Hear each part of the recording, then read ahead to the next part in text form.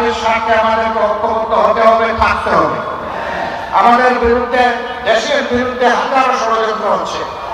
এই ষড়যন্ত্র ইনশাআল্লাহ আমরা 18 কোটি মানুষের 37 কোটি হাতকে ঐক্যবদ্ধ করেই মোকাবেলা করে যাব ইনশাআল্লাহ।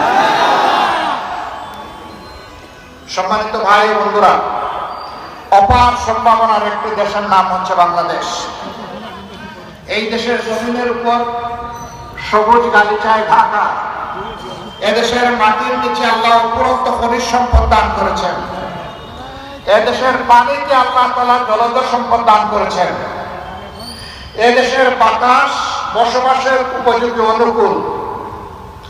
এমন একটি দেশ কেন আজকে ফুটলা দেশে পরিণত হলো?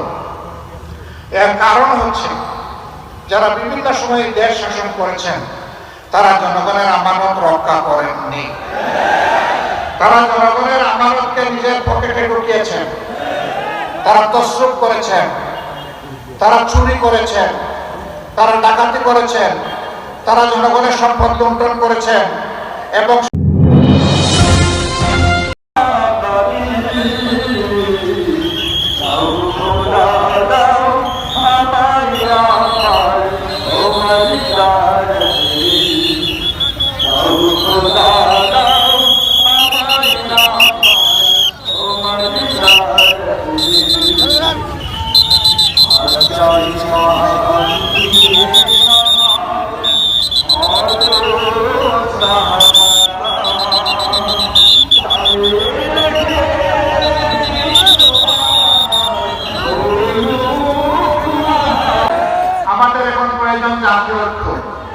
সব কিছুর ঊর্ধ্বে উঠে দেশ এবং জাতির স্বার্থে আমাদেরকে ঐক্যবদ্ধ হতে হবে, থাকতে হবে।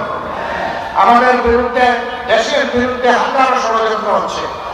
এই ষড়যন্ত্র ইনশাআল্লাহ আমরা 18 কোটি মানুষের 37 কোটি হাতকে ঐক্যবদ্ধ করেই মোকাবেলা করে যাব ইনশাআল্লাহ।